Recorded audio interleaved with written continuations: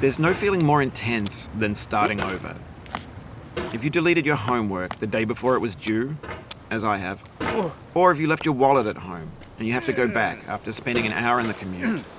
If you won some money at the casino and then put all your winnings on red but it came up black. If you got your best shirt dry cleaned before a wedding and then immediately dropped food on it. If you won an argument with a friend and then later discovered that they just returned to their original view. Starting over is harder than starting up. If you're not ready for that, like if you've already had a bad day, then what you're about to go through might be too much. Feel free to go away and come back. I'll be here. Alright, thanks for coming with me on this trip.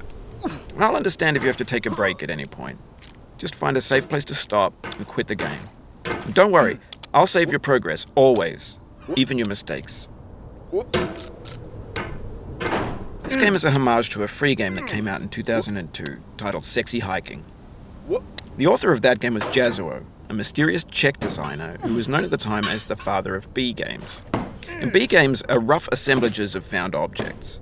Designers slap them together very quickly and freely, and they're often too rough and unfriendly to gain much of a following. They're built more for the joy of building them than as polished products. In a certain way, Sexy Hiking is the perfect embodiment of a B game. It's built almost entirely out of found and recycled parts, and it's one of the most unusual and unfriendly games of its time. In it, your task is simply to drag yourself up a mountain with a hammer. And that act of climbing, in the digital world or in real life, has certain essential properties that give the game its flavor. No amount of forward progress is guaranteed.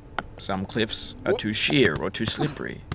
And the player is constantly, unremittingly in danger of falling and losing everything. Anyway, when you start Sexy Hiking, you're standing next to this dead tree that blocks the way to the entire rest of the game. It might take you an hour to get over that tree, and a lot of people never got past it. You prod and you poke at it, exploring the limits of your reach and your strength, trying to find a way up and over. And there's a sense of truth in that lack of compromise. Most obstacles in video game worlds are fake. You can be completely confident in your ability to get through them once you have the correct method or the correct equipment or just by spending enough time. In that sense, every pixelated obstacle in Sexy Hiking is real.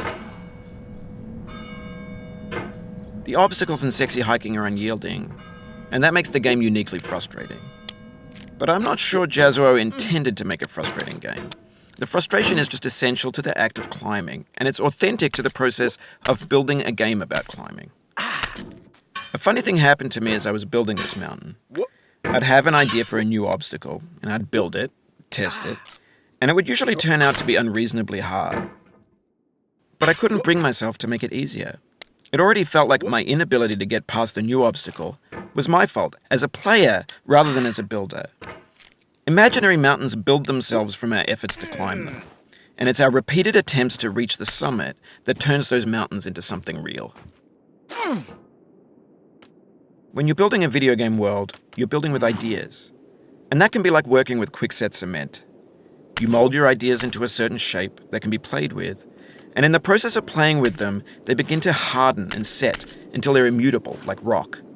And at that point, you can't change the world. Not without breaking it into pieces and starting fresh with new ideas. For years now, people have been predicting that games would soon be made out of prefabricated objects, bought in a store and assembled into a world. And for the most part, that hasn't happened, because the objects in the stores are trash. I don't mean they look bad or that they're badly made, although a lot of them are. I mean they're trash in the way that food becomes trash as soon as you put it in the sink. Things are made to be consumed and used in a certain context, and once the moment is gone, they transform into garbage. In the context of technology, those moments pass by in seconds.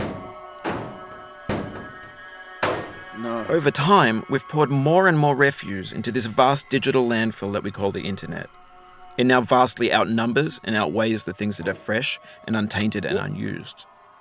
When everything around us is cultural trash, trash becomes the new medium, the lingua franca of the digital age. And you can build culture out of trash. But only trash culture. B games, B movies, B music, B philosophy.